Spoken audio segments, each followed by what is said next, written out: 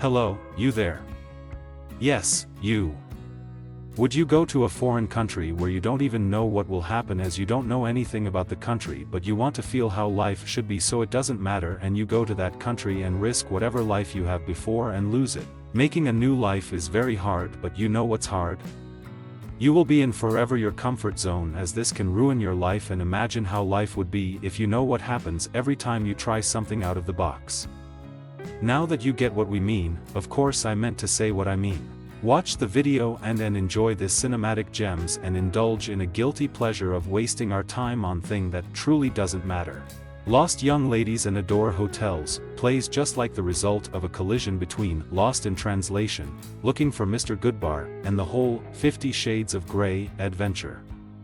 Really, I likely shouldn't say that, since that specific combination of impacts is so strange that it might really bait a few watchers into seeing it on the theory that, in the event that nothing else, the conclusion result would nearly need to be at slightest to some degree curiously. Whereas there are bounty of words that may well be utilized to portray this endeavored combination of reflective dramatization and unusual sex daydream, interesting is one that I am sensibly beyond any doubt will not be advance sent within the course of this survey. Alexandra Daddario, right? Oh my god, she really is the best actress in this world. Oh wait, she is so perfect. She has the best of everything. Now I got this huge idea that all her movie, we will put it into this channel. You guys just wait and I'll show you her best scenes in every movie. Are you guys okay with that? Okay, let's go back to the movie. Set in Tokyo, the film centers on Margaret, Alexandra Daddario, an irritated youthful lady who spends her days floating through her job teaching English elocution at a Japanese flight specialist preparing school. At night, she boozes it up with some of individual expat sometime recently going out to discover a modern unusual man to require her to a Adore Hotel, a prevalent shape of lodging catering to guests who need someplace to go for a quickie in privacy, for anonymous unusual sex sometime recently, starting the cycle over again the following day. One night, she catches the eye of the puzzling and good-looking Kazu, Takahiro Hira, and with his nature with both the foremost popular work of artist Hokusai Katsushika, you'll know it once you see it, and the zip ties he finds in her sack amid there to begin with Adore in visit, it appears as in the event that he is flawlessly on her wavelength.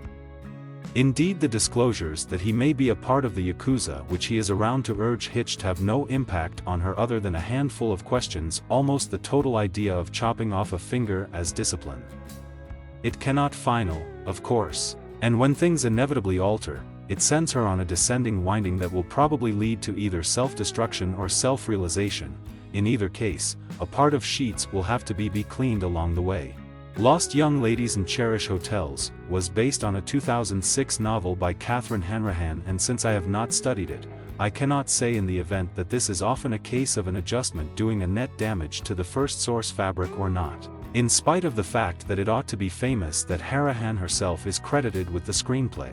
As a dull mental representation of an unmoored youthful lady casting herself unfastened in a arrive filled with individuals she has no association with and connections, that conclusion when the room rental terminates, Chief William Olsen's work is incredibly senseless and shallow. It illustrates all of the enthusiastic mindfulness of a lesser section within the Emmanuelle franchise, outside of one exceptionally ungainly scene in which Margaret insinuates to her father, truant, mother, dead, and brother, clear mental issues, we get no understanding as to who she is, what makes her tick, so to talk, or why she takes so totally to Kazu other than the fact that the script requires it.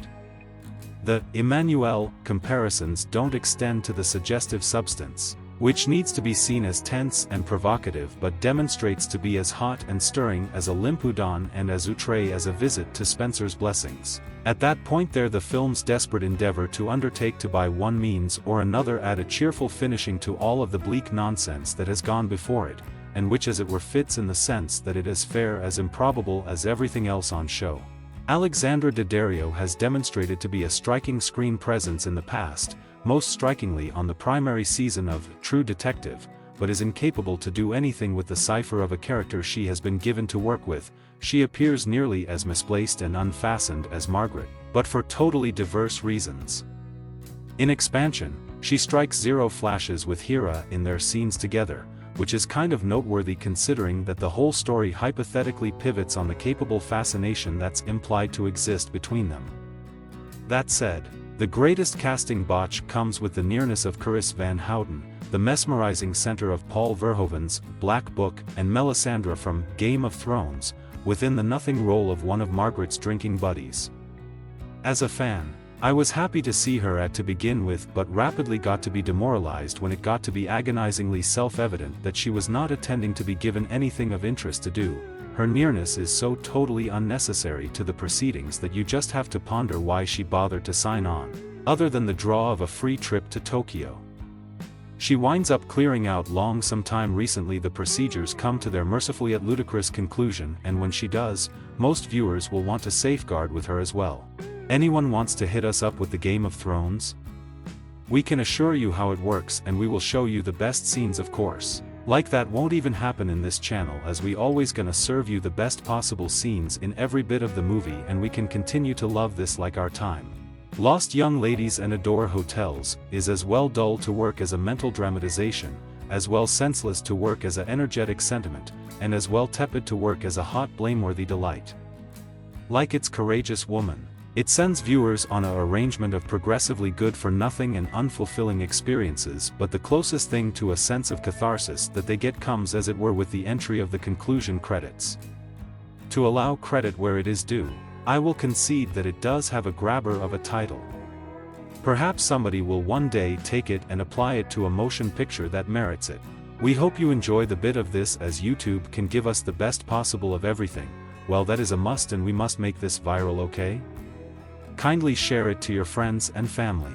Let them watch this movie from 2020 and tell them how pandemic works in the industry, and love your family every time, never back down. It's not always we're gonna be up and low. Life is all about that.